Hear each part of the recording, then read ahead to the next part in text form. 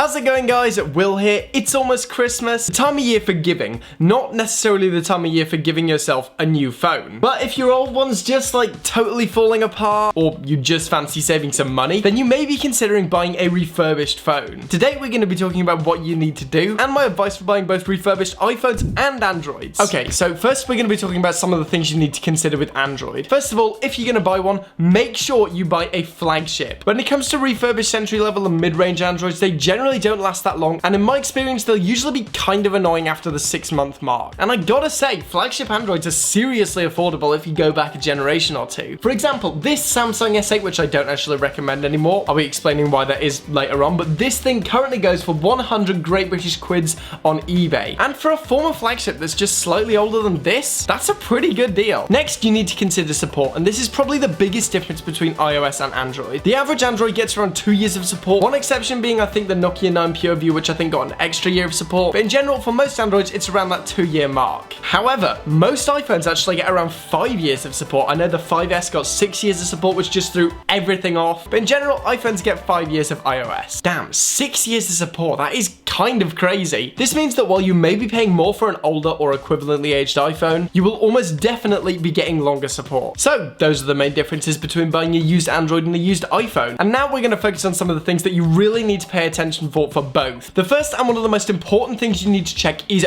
battery life. Seriously, find out what the battery life is rated at before you go anywhere near that shiny add to cart button, as for some phones a battery may be a pretty costly fix, or in some cases flat out impossible, and if it's rated at like 50%, that's not gonna be a good time. Seriously, I had an iPhone back in the day that was rated at like 70% efficiency, I think it was, and that thing was so unreliable. It would not last a day, and it would do this weird thing where like it would turn off at 50%, then I'd go to turn it back on, nothing. It would say it was flat, and then like half an hour later I'd turn it back on. Make sure you get good battery life, or at least make sure you get one that's cheap to replace. My next suggestion is wherever you can, and if it's not extortionately more money, try to buy manufacturer refurbished. I know Apple do a really great refurbished program. In general, you'll most likely get better support, better testing, and a lot of the time you get a significantly less shifty warranty than with a lot of those eBay shops. Seriously, some of those shops are just fucking dodgy. This leads me on to the next tip. If it is extortionately more expensive, buy your next refurbished phone from an established business. A little off topic, but I actually bought my Nintendo Switch from CEX in the UK, and because of this, I got a free 2-year warranty. Chances are, again, these will be slightly more than the eBay shops, but significantly cheaper than buying directly from the manufacturer. Next, we have the condition of the phone. Now, these are usually rated in A, B, C, and sometimes D. A grade is usually the best quality, very little scratches, if any.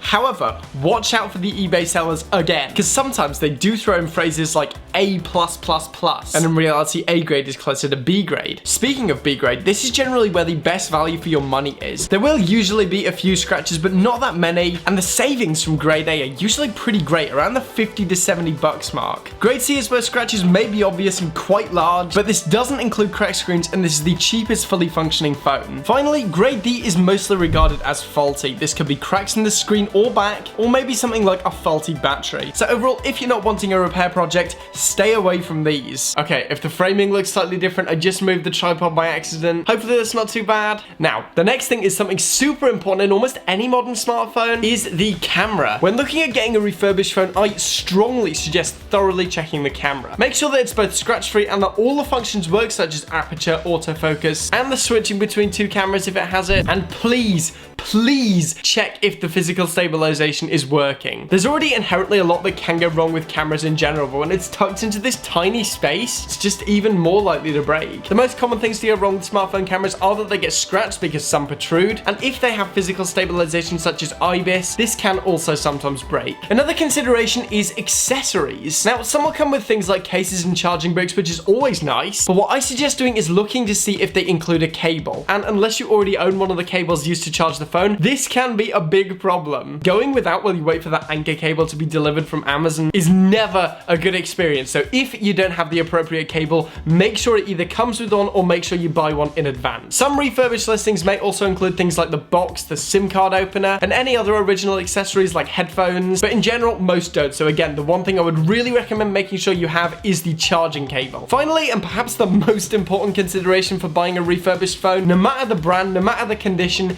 if the price is wrong, don't buy it. Refurbished products should be cheaper and significantly compared to the new ones. So if the new one's only like $50 more, I would honestly recommend just getting that. I'm personally rocking the iPhone 10 at the moment, which I was forced to get refurbished because they don't make it new anymore. And I got this grade A refurbished with a voucher for £450. And I honestly think that's a pretty good price for this thing. But if this thing had cost $800, for example, I would have just paid the extra $200 for a new phone. Alright guys, so that was my advice for buying a used phone. Hopefully these tips were useful. Hopefully you can get a good deal on your next phone. And speaking of Christmas, I actually went to a town quite close to me because every year they have this crazy light show. Now, it wasn't quite time for it yesterday, but I did manage to get some nice shots, so I did want to include these in this video. We're going to take a look at those in a minute, but for now, thank you for watching. Remember to like the video. If you want to see more content like this, then smash that subscribe button.